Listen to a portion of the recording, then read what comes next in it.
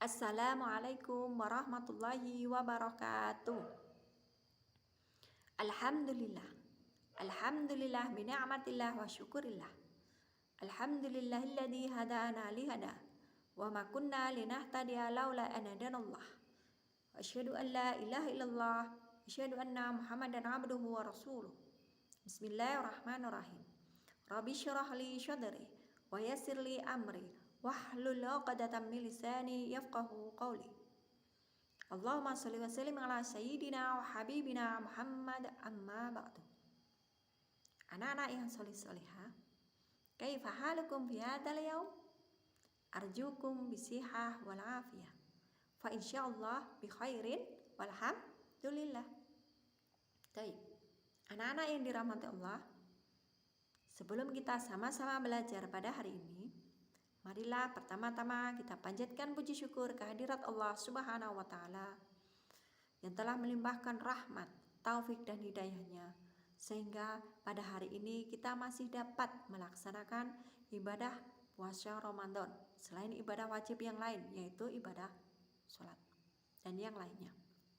Walaupun pada awal Ramadan terdapat perbedaan, namun tidak menjadikan suatu masalah, karena perbedaan itu adalah suatu rahmat. Baik, tak lupa salawat dan salam kita haturkan kepada junjungan kita Nabi Agung Muhammad Sallallahu Alaihi Wasallam, yang kita nantikan syafaatnya kelak di yaumil kiamah. Baik, anak-anak yang solih-solihah dirahmati Allah, pada hari ini kita akan belajar tentang Qiyamul Lail dan keutamaannya. Nah, anak-anak, apa itu Qiyamul Lail? Qiyamul Lail adalah ibadah yang dilakukan pada malam hari, ataupun sholat yang dilakukan pada malam hari. Nah, khusus di bulan Ramadan, Qiyamul Lail disebut dengan sholat tarawih. Pada salah satu hadis Nabi dikatakan, man qama ramadhana imanan wa ihtisaban ghufira lahu ma taqaddama min dhanbi. Barang siapa yang menghidupkan malam-malam Ramadan atau menjalankan sholat pada malam Ramadan, maka Allah akan ampuni semua dosanya. Nah, bagaimana kisah atau asal mula dari sholat tarawih?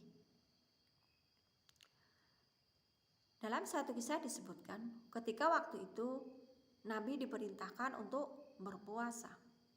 Kemudian beliau melaksanakan sholat malam. Nah, ketika beliau melaksanakan sholat malam di masjid, itu diikuti oleh para sahabat-sahabatnya. Dan ketika itu di masjid penuh, semua sahabatnya mengikutinya. Pada malam pertama, malam kedua, malam ketiga, semuanya penuh mengikut sholat Nabi. Nah, ketika pada satu malam Nabi tidak hadir di masjid, beliau sholat di rumah. Nah, ketika hadir di masjid lagi kembali, ada salah satu sahabat bertanya, "Ya Nabi, kenapa tidak hadir sholat di masjid?" Kemudian Nabi menjawab, "Jika aku melaksanakan sholat ini berterusan di masjid bersama kalian, maka akan menjadi suatu kewajiban. Maka sholat tarawih hukumnya akan menjadi wajib." Nah, sekarang apa hukum sholat sunat tarawih? Hukum sholat sunat tarawih adalah sunnah muakkadah, yaitu sholat sunnah yang sangat dianjurkan, karena selalu dilaksanakan oleh baginda Nabi dan tidak pernah ditinggalkan. Nah, sekarang berapa bilangan rakaat dalam sholat sunnah tarawih? Nah, di sini ada beberapa perbedaan. Ada yang 11 rakaat, ada yang 21, ada yang 23, bahkan ada yang lebih.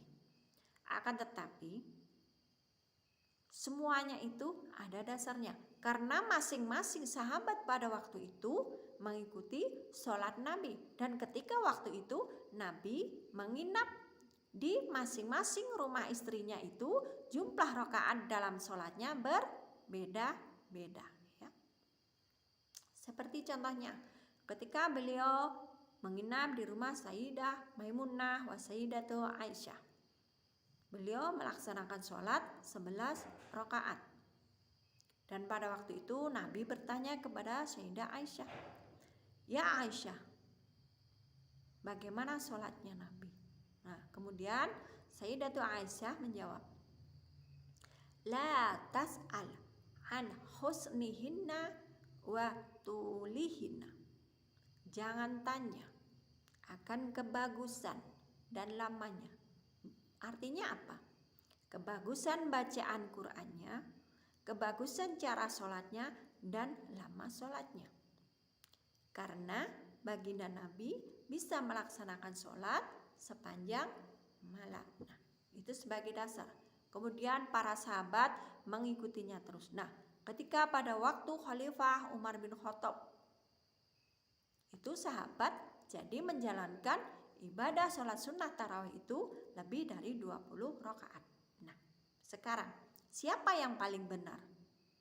Yang menjalankan ibadah sholat sunnah 11 rakaat, 21 rakaat, ataupun 23 rakaat. Mana yang benar? Yang benar adalah tetap yang melaksanakan ibadah sholat sunnah tarawih. Dan yang tidak benar adalah yang tidak sholat sunnah tarawih. Segala sesuatu yang kita ikuti dari Nabi dan menuju kebaikan adalah disunahkan. Ya. Kemudian, nah, apa keutamaan dari qiyamul lail ataupun sholat sunnah tarawih pada bulan Ramadan? Ya. Dan Rasul pernah mengingatkan dalam satu hadis, ya, "Man qama ramadhana imanan wahdisaban ghufira lahu ma taqaddama min dzambi." Ya. Barang siapa yang menghidupkan malam Ramadan atau sholat malam di bulan Ramadan, maka Allah akan mengampuni dosa-dosanya yang telah lalu. Nah, apa keutamaan yang kita dapat dari sholat tarawih atau sholat malam pada bulan Ramadan? Nah, apa yang hendaknya kita jalankan dan menjadikan kita untuk semangat untuk meraih pahala lebih di bulan Ramadan? Yang pertama, hendaknya kita saling berlomba-lomba untuk melaksanakan sholat tarawih selama bulan Ramadan. Nah, kebaikan dan keutamanya itu terdapat di dalam surat Ad-Dzariyat ayat 15-17. Nah, nanti silakan anak-anak baca di rumah beserta mananya. Kemudian, keutamaan yang kedua, dosa-dosa kita insya Allah akan diampuni oleh Allah Subhanahu wa ta'ala.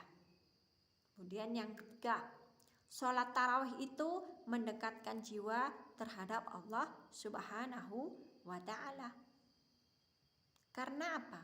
Karena kita berpuasa Ramadan ada dua keistimewaan ataupun dua kebahagiaan yang kita dapat ketika puasa Ramadan. Yang pertama, ketika kita berbuka. Yang kedua adalah ketika kelak bertemu dengan Allah Subhanahu wa ta'ala.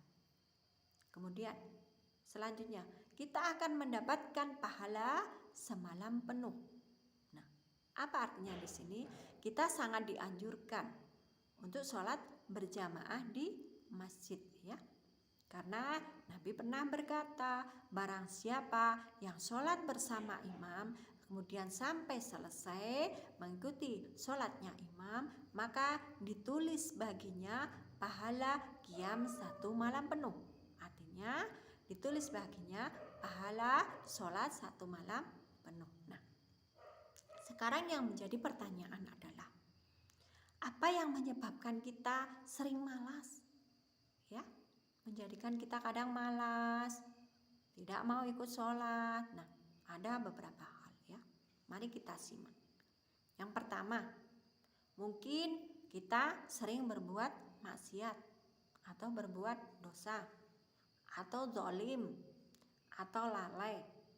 Misalnya, kita sering lambat di dalam sholat, ataupun kita sering melakukan perbuatan-perbuatan yang mengandung unsur dosa seperti berbohong, ya. Kemudian Yang kedua, terlalu sibuk dengan urusan dunia, sibuk ya. Mungkin bagi ayah dan ibu sibuk bekerja. Kalau bagi anak-anak mungkin sibuk bermain ataupun melihat televisi ataupun bermain bersama teman. Kemudian siangnya menjadi capek. Kemudian malam malas, tidak mau ikut sholat tarawih di masjid ya. Nah, itu terdapat di dalam surat An-Dzariyat ayat 56, yaitu wa ma khalaqtul jinna wal insa illa liya'budun. Dan Allah ciptakan jin dan manusia itu hanya untuk beribadah. Nah, kemudian penyebab kita yang menjadikan malas untuk ikut dalam sholat, berbuat kebaikan. Yang ketiga yaitu kebodohan ataupun kejahiliahan kita sendiri ya. Kita kadang tidak tahu ataupun belum mengerti. Kemudian yang keempat, bergadang ataupun sering menghabiskan waktu untuk hal yang sia-sia ya.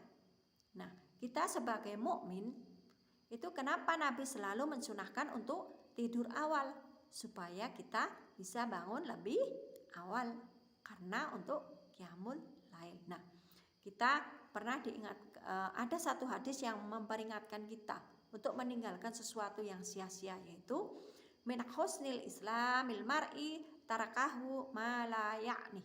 Itu sebagian dari kebaikan Islam atau sebagai orang mukmin adalah meninggalkan sesuatu yang sia-sia. Nah, kemudian selanjutnya yang menghalangi kita untuk berbuat kebaikan atau malas menjalankan sholat, tidak tahu bahaya meninggalkan sholat, akibat dari kita meninggalkan sholat ketika kelak nanti di hari kiamat, bahwa sholat itu adalah yang akan dihisab pertama kali. Kemudian yang terakhir yaitu kurangnya nasihat ya. Misalnya kita masih kurang bertanya kalau kita kurang tahu, ataupun kurangnya nasihat dari orang-orang yang lebih paham dari kita. Nah, anak-anak, kiranya itu saja yang kita pelajari hari ini. Banyak kekurangan dan kekhilafan dari ustadzah. Mohon maaf yang sebesar-besarnya, itu semata dari diri pribadi ustadzah. Jika ada yang baik, ambil hikmahnya, semuanya datang dari Allah ya. Semuanya hanya milik Allah ya. Akhirul kalam, alhamdulillahirabbil alamin. Subhanakallahumma wa bihamdika asyhadu an la ilaha illa anta astaghfirullahaladzim. Akhirul kalam. Assalamualaikum warahmatullahi wabarakatuh.